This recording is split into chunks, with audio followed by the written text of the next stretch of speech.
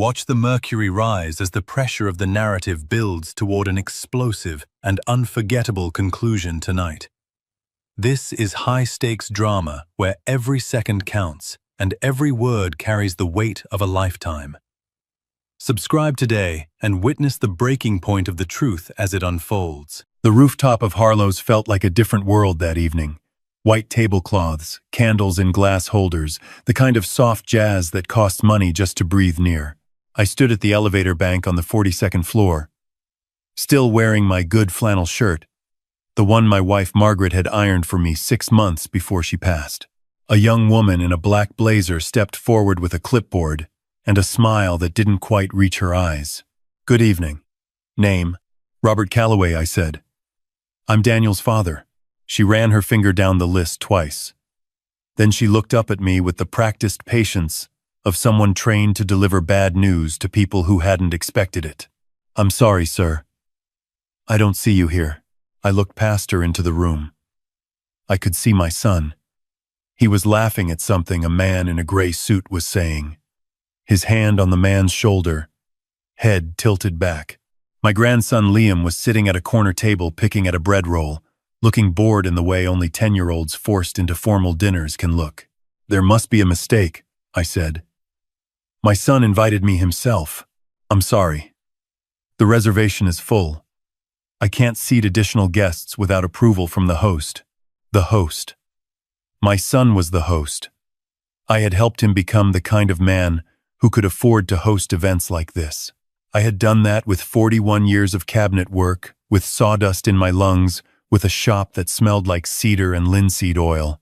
I had signed a piece of paper 18 months ago that put $300,000 of my home's equity into his architectural firm because he said he needed a bridge loan, and I was his father, and that's what fathers do.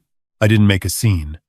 I thanked the young woman and took the elevator back down to the lobby, and I sat in my truck in the parking garage for a long time with the engine off. My wife Margaret used to say that I was too quiet for my own good. Not shy quiet. There's a difference. Shy people want to speak but can't. I could always speak. I just preferred to watch first, think second, and talk only when I had something worth saying. Margaret said it made me hard to read. Our son Daniel had said the same thing growing up, but he meant it as a criticism. The way teenagers criticize their parents for being human. I had built our house in Millhaven, Pennsylvania myself. Not hired out, built it. I framed it, drywalled it, ran the electrical with a permit and a borrowed textbook. Margaret would bring me coffee in a thermos and sit on an overturned bucket while I worked, and she'd read aloud to me from whatever novel she was in the middle of. Our son Daniel was born into that house. He grew up watching me work with my hands. I thought that meant something. For a long time, I believed it did. Daniel was smart in the way that sometimes pulls children away from where they came from.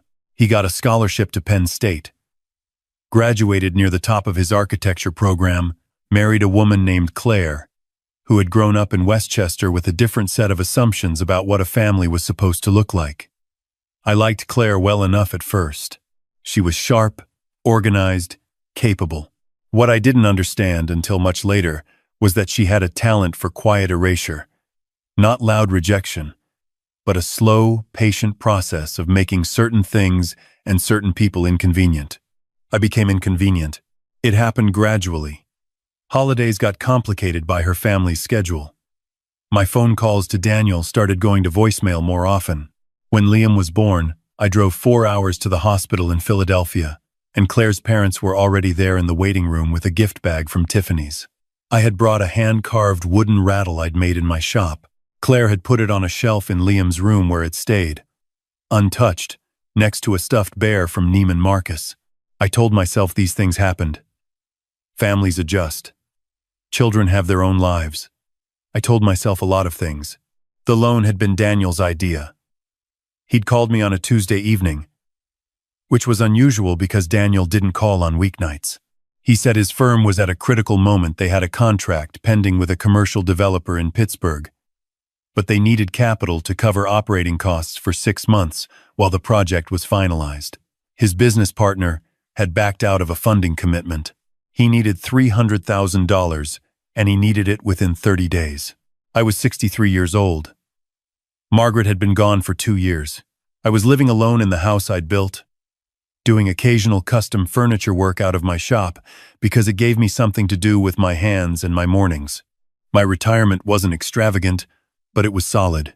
I had equity in the house, some investments managed by my old friend Paul Greer, and Margaret's life insurance, which I had never touched because spending it felt wrong.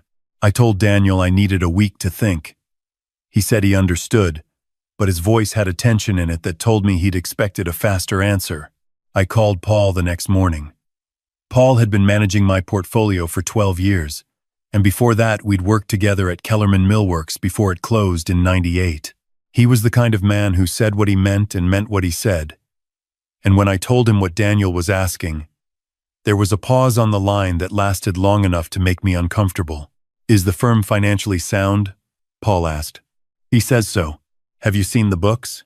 "He's my son." Another pause. "I'll do some checking," Paul said. "Give me a few days." What Paul found wasn't alarming enough to say no, but it wasn't comfortable either. The firm was real. The contract was real. But Daniel had already drawn a personal salary advance of $60,000 earlier that year, for reasons that weren't reflected in the business ledger. Paul flagged it. I chose to believe there was an explanation. I signed the papers and transferred the funds. Daniel thanked me. He said he'd never forget it. He said the firm was going to be different now, more stable, and that when the Pittsburgh deal closed, I'd have my money back with interest. He said a lot of things on that call, and I believed most of them, because he was my son, and believing your children is something you do for as long as you can. That was 18 months ago. The money had not come back. Liam's 5th grade graduation dinner had been described to me as a family celebration. Daniel had texted me 2 weeks before not called, texted to say they were doing something special for Liam at Harlow's, a restaurant on top of the Meridian building downtown, and that I should come. I had replied that I'd be there. He had sent back a thumbs-up emoji. I drove 4 hours from Millhaven, checked into a budget motel off the interstate, pressed my flannel shirt the night before, and arrived at Harlow's at 6:45. I sat in my truck in that parking garage for 40 minutes after the woman with the clipboard turned me away. Then I drove to a diner 3 blocks away and ordered coffee and a slice of cherry pie and sat in a booth by the window watching the street. I wasn't angry yet. I was in that quiet space that comes before anger. The place where you're still absorbing what just happened. Still trying to find an explanation that lets the people you love remain who you thought they were. My phone buzzed at 8:15. It was Liam. "Grandpa, where are you?" "Dad said you weren't coming." I stared at that message for a long time. I typed back. "I tried to come, buddy. Something came up. Happy graduation. I'm proud of you." He replied with a string of question marks and then nothing more, which told me someone had taken the phone away. I called Daniel. It rang 4 times and went to voicemail. I drove back to my motel and sat on the edge of the bed and called Paul. "I was turned away tonight," I said. Paul didn't say anything at first. Then, "Tell me what happened." I told him. When I was done, there was that pause again. The same one from 18 months ago. "Robert," Paul said, "I've been wanting to talk to you about the loan." Paul had been watching. That was the thing about Paul. He watched things the way I watch things. Quietly, thoroughly, without announcing himself. For the past year, he had been monitoring the performance of Daniel's firm and cross-referencing it against what Daniel had told me when he asked for the money. What he had found was not a fraud exactly, but it was close enough to one that the difference barely mattered. The Pittsburgh contract had closed. The developer had paid. Daniel's firm had received its fees. But the money that was supposed to come back to me had instead been redirected into a renovation of Daniel and Claire's house in the mainline suburbs, into a lease upgrade for the firm's office space, into what looked like a down payment on a vacation property in the Outer Banks. The repayment had been deferred, quietly, month by month, without ever quite announcing itself as the non-payment it was. There was no legal mechanism forcing Daniel to pay me back on a schedule. I had made the transfer as a family loan, documented, yes, but not secured against anything. I had trusted my son. "What do you want to do?" Paul asked. I looked at the water stain on the motel ceiling. I thought about Margaret ironing my shirt. I thought about Liam's text message and the question marks and the silence after. "I want to think," I said. "Take your time," Paul said. "But while you're thinking, you should know that Daniel called me last month. He's looking for additional investment for a second phase of the Pittsburgh development. He was asking whether I thought you might be open to another conversation." I set the phone down on the bed for a moment. Then I picked it back up. "Tell him you'll ask me," I said. "And then don't." I drove back to Millhaven the next morning. The 4 hours were good for me. I always think better when I'm driving. Something about the motion and the white lines. I had built things my entire life. Houses, cabinets, furniture. I understood structure. I understood that the integrity of a thing depends on what it's built on. And that when you discover the foundation is compromised, you don't patch the walls. You go back to the ground. My own financial situation was this. The $300,000 represented most of my accessible liquidity, but it wasn't everything. The house was paid off. I'd refinanced to make the loan and then paid the mortgage down aggressively in the months after. Because debt has always made me uneasy. The investments Paul managed were separate, untouched. I was not ruined, but I was owed. And I had been lied to, and I had been turned away from my own grandson's celebration like a stranger. Those three things sat differently in me. The money was the clearest, but it wasn't the deepest. The deepest one was Liam. I called my daughter-in-law's sister, a woman named Brenda whom I had always liked and who, I suspected, shared my feelings about the direction her sister's marriage had taken. Brenda was a middle school teacher in New Jersey, sensible and plain-spoken, and when I told her what had happened at Harlow's, she was quiet for a moment and then said, "Robert, I am so sorry. That's not right. Has Liam said anything to you?" I asked. "He called me the night after the dinner," Brenda said. "He was upset. He wanted to know why you weren't there. Claire told him you'd had a conflict. He didn't believe her. Kids that age know more than we give them credit for." I thanked Brenda and asked her to tell Liam, if the opportunity came naturally, that his grandfather was thinking about him. That was all. Then I called Paul and told him what I wanted to do. It took 3 weeks to put together, but Paul was thorough and I was patient. And when it was done, it was clean. The loan documents, while informal, established a clear debt. Paul connected me with an attorney named Sheila Marsh, a woman he'd worked with on estate matters, and she drafted a formal demand letter citing the original agreement, the amount transferred, the elapsed time, and the documented evidence of Daniel's financial activity in the period since the house renovation, the office upgrade, the property purchase. None of it was secret. All of it was real. The letter went out on a Thursday. Daniel called me on Saturday morning. I let it ring. He called again on Sunday. I answered. There was a long silence before he spoke. "Dad, I need you to understand. The timing was complicated. The Pittsburgh deal took longer to settle than we projected. And there were costs I hadn't anticipated. And Claire and I were dealing with—" "Daniel," I said. He stopped. "I was at Harlow's," I said. "I drove 4 hours. I was turned away at the elevator. I texted your son from a diner 3 blocks away." Another silence. This one was different from the others.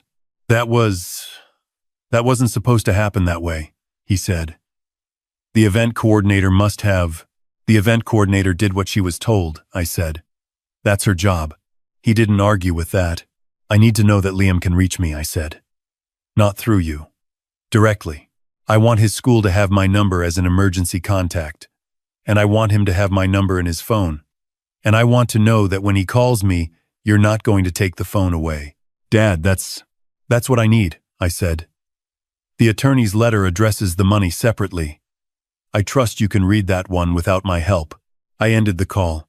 What happened after that happened in stages. The way things usually do when a structure starts to settle. Daniel retained his own attorney, which was his right. There was a period of about 6 weeks where everything went through the lawyers and I didn't speak to my son at all. During that time, I stayed in Millhaven and went into my shop every morning and worked on a commission I'd taken for a set of built-in bookshelves for a family in town.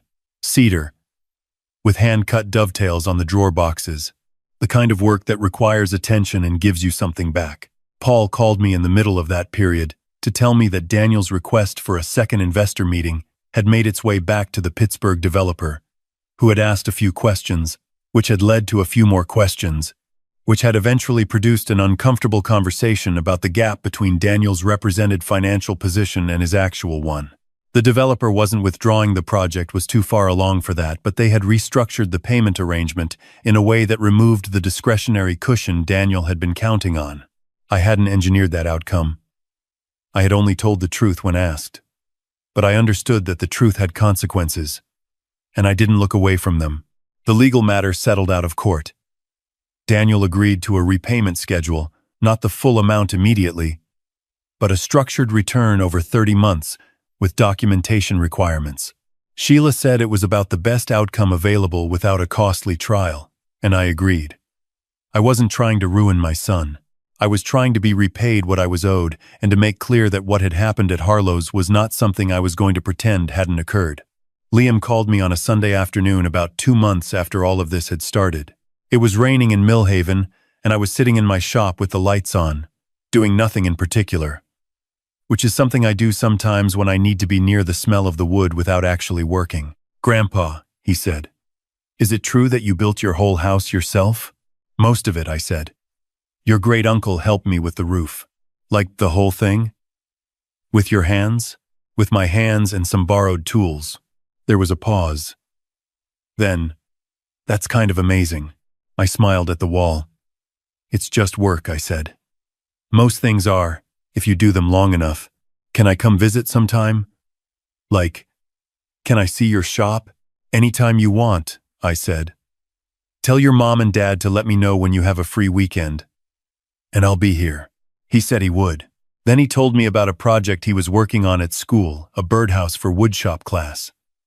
His first time using real tools, and we talked about it for 20 minutes, about wood grain and pilot holes, and how to keep your cuts straight when your hand wants to wander. When we hung up, the shop was quiet, and the rain was still coming down, and the cedar smell was all around me. And I sat there for a while with nothing pressing on me, which is not nothing. Daniel brought Liam to Millhaven on the last Saturday of August.